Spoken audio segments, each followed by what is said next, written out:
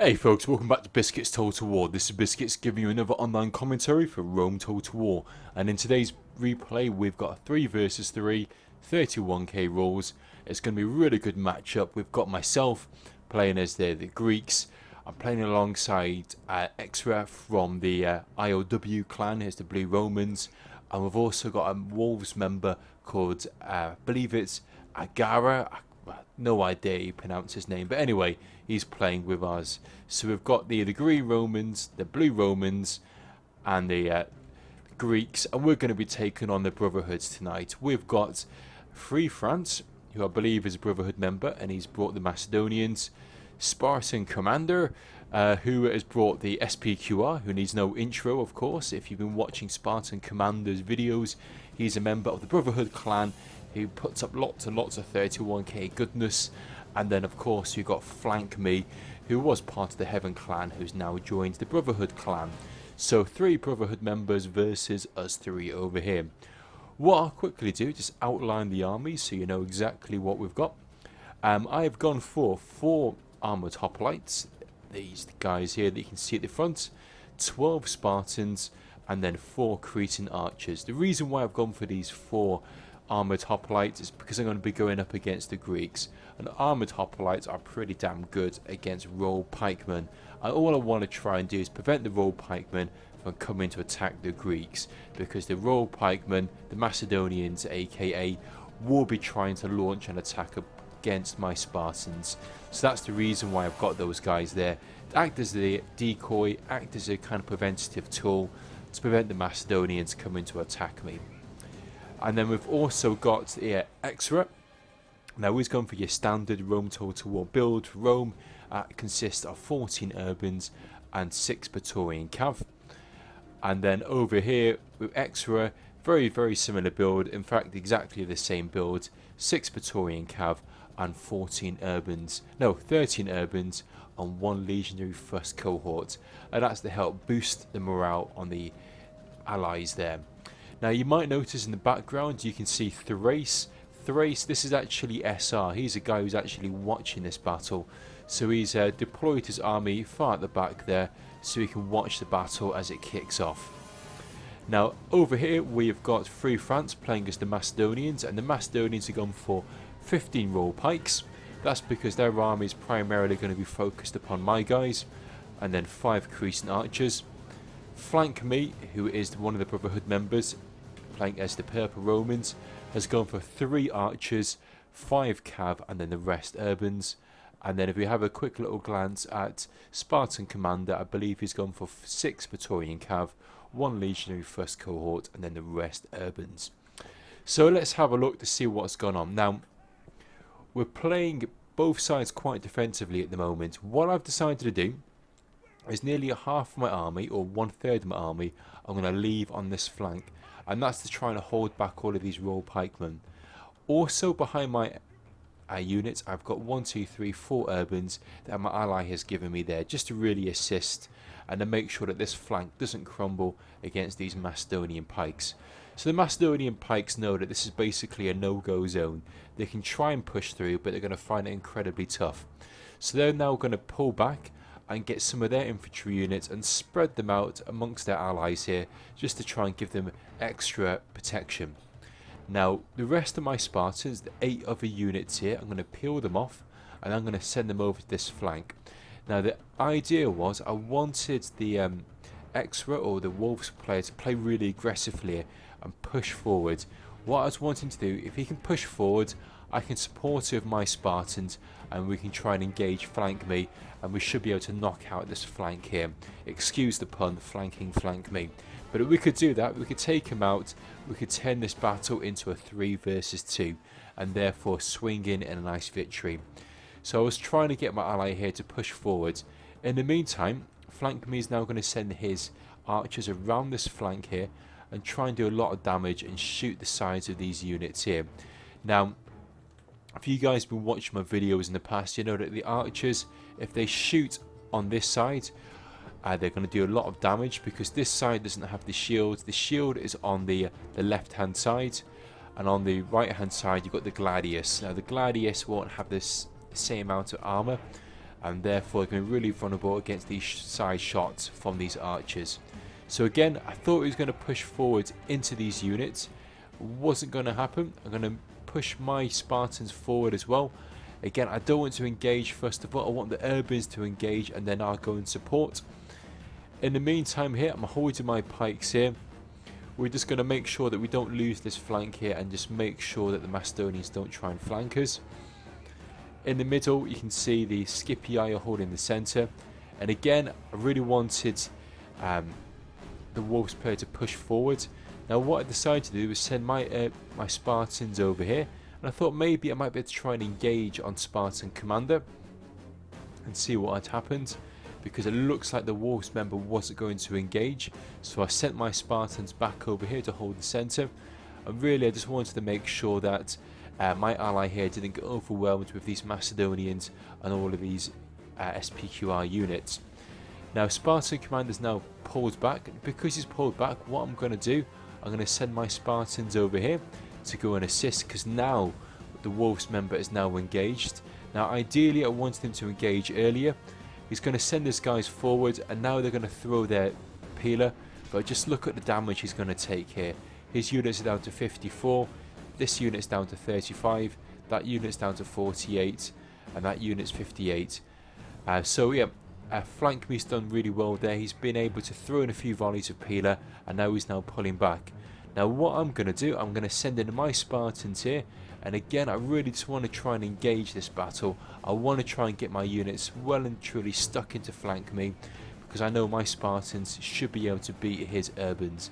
I know he's lost a lot of peeler already, so that should give me ample time to engage my units. Now what's going to happen here, you can see the Wolves member is now going to try and chase down these archers, but by chasing down these archers, he's now going to pull in his cav and engage into flank me. Now flank me's got some really nice upgrades on these cav units. I know that he won't be able to win that battle, so what I'm going to do, I'm going to peel off some of my Spartans, and literally myself and flank me, we're going to race our armies into here to try and engage. We want to make sure that we can try and win this flank. Also, if you notice, we've got flank me's units around the back here, and he's done a really nice job. He's now going to switch to fire mode, and that's going to really cause a lot of devastation upon all of these units. So flank me should be able to win this. Flank me is now going to chuck in more of his urbans. Now the ally here is now going to chuck in his cav units to go and support, and we really want to try and take out flank me's units. But it's pretty tight here. My Spartans are snagged upon these urbans. I really wanted the Spartans to come in and engage. In comes the Scipii cav. They should be able to do a nice little charge here and try and take out flank me's units. So you're going to come in with a nice cav charge here. My Spartans are going to come in, and we're just going to really try and bring down the hammer and try and take out flank me's general. Now in the meantime, what's happened is there's a big gap here, and Spartan commander is going to send his infantry units into this gap and try and isolate all of the Wolves members units here. So you can see Spartan commander is going to get his units around here. Now what's going to happen, all of these units are going to get surrounded. In the meantime, we've beaten off flank me here, and now we're going to try and get my Spartans and try and push down this flank. In the meantime here, in comes Spartan commander. It's going to charge straight down here. Now what should have happened is his ally should have lifted up his pikes, but what has happened is charged straight through the pikes whilst the pikes have been down, and he's caused a lot of damage on his own units there. Although he's managed to rout 1 or 2 units, Spartan commander's lost a good deal of Praetorian cav on that charge, and you can see just these dead Praetorian cav, and that's where they've gone into the back of these Macedonians. So Spartan commander's going to pull back out. Now going back over here, it's all going on, it's all kicking off. I've now peeled off my Spartans that were over here, and now Spartan commander, who did try and surround us, we're now going to try and surround Spartan commander. So literally everyone is trying to surround each other. It really is pretty tough at this stage. But what is going on at this stage, you can see all of these Macedonian archers, they really are piling in the pressure here. But we've managed to isolate Spartan commander. My pikes are down, and what we're going to try and do is just absolutely munch through all of these units and cause a lot of devastation. Again, I'm going to pull back my Spartans that were on that flank, and I'm going to send everything into Spartan commanders units. They're these SPQR, these purple Romans here. I really want to try and take them out. If we can take them out, potentially we can rout Spartan commanders infantry. If we can do that, that's just going to leave the Macedonian army. The Macedonian army on its own won't be too good, especially if they're only supported by a handful of flank Mies units, because flank Mies already lost his general once. So here we go, really pushing in the power here, really going into the Spartans, and there we go. We've managed to kill, managed to rout the enemy unit there, so really nice move here. I'm pretty chuffed about that. But in the meantime, because I moved my Spartans that were over here to go and support, that's meant that flank me or Spartan commander has managed to come in with his cav, and he's managed to rout all of those green Romans that were our allies. So it looks like it's now turning into it's a pretty close match, I've got to say. It's got to be still maybe a 2.5 versus a 2.5. But just look at Spartan Commander's cav. One good thing that Spartan Commander is really good at is doing good, well-timed cav charges. He can use his cav pretty well and really swing a battle, especially when things are pretty tight. So we've managed to take out Spartan Commander's infantry. Spartan Commander is now going to charge in his cav right into the chunks of these urban cohort, but it's not going to do too much damage because there's just so many units here of urban cohort. He should really time his charge, probably for another area. Now in the meantime, I'm going to pull back my Spartans, and what I want to try and do is push back flank me. Now the problem about flank me is flank me's units are all kind of isolated, and it's pretty messy trying to use my Spartans to try and attack his urbans. If his units are all in a nice big formation, it would be much easier for me, for my Spartans, to chew up these urbans. But because they're all kind of isolated, separated, it's going to make it pretty tricky for me to try and crack them. And especially some of the units are in Testudo, and also we've got all of these Cretans. Cretans somehow still have all this ammunition left, and they're shooting in the backs of my guys, and that's going to cause my units again to attack less effectively. In the meantime, in the centre here, again I apologise if you're not catching this, I'm literally going from one area to another area. We're still holding our ground pretty solidly. IoW-EsraX, what he really needs to do is try and get some of these urbans around the back here and try and outmaneuver some of these Macedonians, because his units should be able to beat the Macedonians. The Macedonians are in a pretty messy formation, I've got to say. Some Macedonians are over here, some are here, some are here. You know, really, the Macedonians, the reason why they're doing quite well is due to all of these archers. It's not really down to the way that they're using the pikes. The pikes really are trying to aggressively attack, and the general is right in the centre here. Ideally, this Macedonian general, as you can see here, should be further away. He doesn't want this Macedonian general to die, because if he dies, that's going to cause a rout. But talking of Spartan commander, he's coming with a nice little cav charge, and he smacks straight into the backs of these units. Now that was a really, really great cav charge he's done there, because he's gone straight for the Scipii general. Scipii general was routed. That's caused the Bruitii units also to rout. But on the flip side, I've still got my general in the centre here, and I'm trying to take out the Macedonian general, which I've done. So Macedonian general is dead. Scipii units are pretty much routed, but God, it is close at the moment. You can see, look, we're winning the infantry battle here in the centre here. I'm pretty chuffed about that. My Spartans are doing well, but the only problem is, just look at all of these freaking Macedonian archers. I don't know how they've still got ammunition left, but they're just pelting us.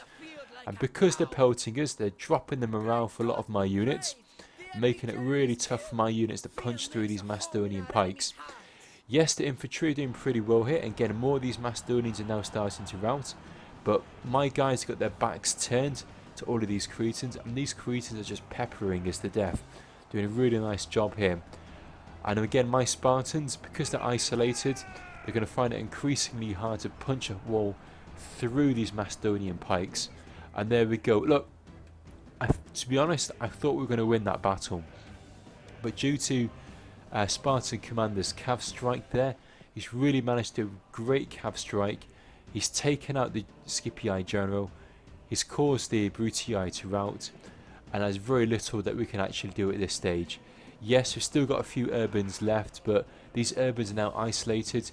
We don't have any cav support. We've only got infantry units. The infantry units are going to be isolated, surrounded by all of these archers, and the pikes should be able to pin them down. So yeah, really well played, especially the Spartan Commander, because Spartan Commander, I've got to say, pretty much won that battle for the enemy. They're able to do some really nice cav strikes and able to really swing home that victory. Now, I do believe potentially Spartan Commander may have actually put this replay on his actual channel, so if you do get a few moments and you want to see another perspective to this battle, go and check his channel out. I'm sure he enjoyed that. Again, it was a standard defeat. I'm pretty sure it'd say close defeat, but because we had a third team actually taking part, as Thrace who are actually watching, that's the reason why it would just say standard defeat or win. But just look at the kill counts, look at the dead bodies. It was so close. Both myself and the Scipii, we've gotten 1600 kills each. We did get him more kills than the enemy, who got him 1300, 1400 and 1200 kills. But sadly, Wolves Extra only got 967 kills. So you could look at it two ways. Potentially, if Spartan Commander hadn't done those great cav charges, I'm sure we would have come off much better. Or if Extra, the Green Romans, the Wolves member, had gotten more kills, potentially we would have won it. But either way, win or lose, exceptionally close and exceptionally good game. I really enjoyed that game. So guys, hope you enjoyed that as much as I enjoyed doing that one. Leave a little comment, please leave a little thumbs up. I really do appreciate the feedback. And guys, thank you so much for your time. And don't forget to check out more Rome Total War goodness on my channel. If you like Rome Total War, subscribe, because I got shitloads of stuff on the channel. Loads of tips, tricks, tutorials, guides, you name it, it's on the channel. Anyway folks, I'll catch you soon, and thanks so much for watching, and thanks so much for your time. Cheers and bye now.